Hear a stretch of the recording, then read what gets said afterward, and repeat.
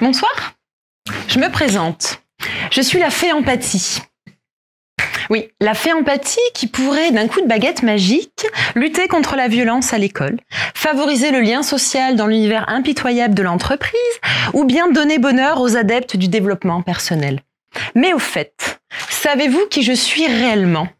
Voulez-vous que je vous parle de mon côté obscur? Florent, s'il te plaît. Viens voir. Grâce au talent exceptionnel de Florent, vous avez tous ressenti en même temps de la peur. Et pourquoi?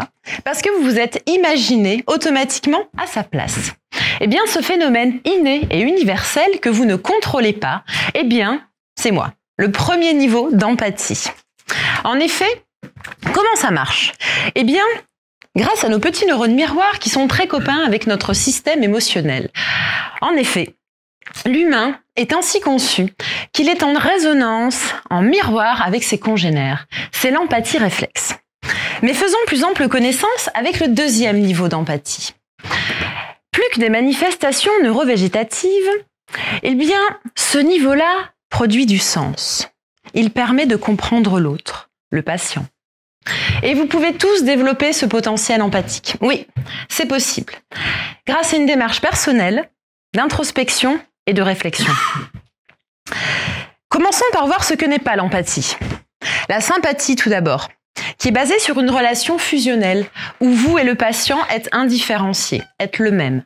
La compassion maintenant, basée sur une relation de mise à distance tellement importante que la rencontre ne peut pas se faire. L'empathie, elle, consiste à être suffisamment proche du patient comme si l'on était à sa place, mais sans jamais se perdre soi. Sinon, comment l'aider? Alors pourquoi est-ce si difficile de créer un espace où l'on est simultanément le même et différent? Eh bien parce qu'en fait, être en relation, c'est être en résonance l'un avec l'autre, et ce également à un niveau inconscient.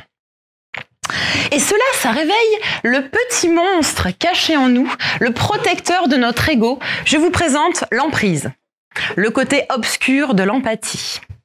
Alors l'emprise, de quoi parle-t-on vraiment? Eh bien celle que l'on pourrait fantasmer, celle que l'autre pourrait avoir sur nous, et des désirs inconscients d'en avoir sur l'autre. Donc vous comprenez maintenant qu'il existe des résistances à l'empathie et qu'il est intéressant de questionner ses propres résistances psychiques pour réguler la notion d'empathie. Mais pourquoi je vous parle de tout ça? Parce qu'en fait, le corps traduit ce qui se passe à l'intérieur, à tous les niveaux, du plus conscient au plus inconscient.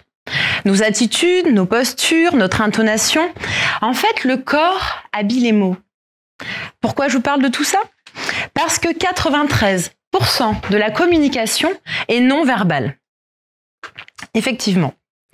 Donc, quand vous n'êtes pas dans des dispositions empathiques, le patient, l'interlocuteur, le capte. Donc, l'intérêt pour l'ostéopathe d'être à l'écoute, d'être attentif au langage des corps et à ses propres résistances psychiques me paraît indispensable. Alors, s'il vous plaît, soyez à l'écoute, observez, prenez conscience, mais faites-le sans jugement, sans a priori. Parce qu'en un mot, appliquez-vous cette empathie à vous-même et vous développerez ensuite plus d'empathie avec les autres. Pour conclure, ce que la fée sait est que la rencontre avec l'autre passe d'abord par une rencontre avec soi.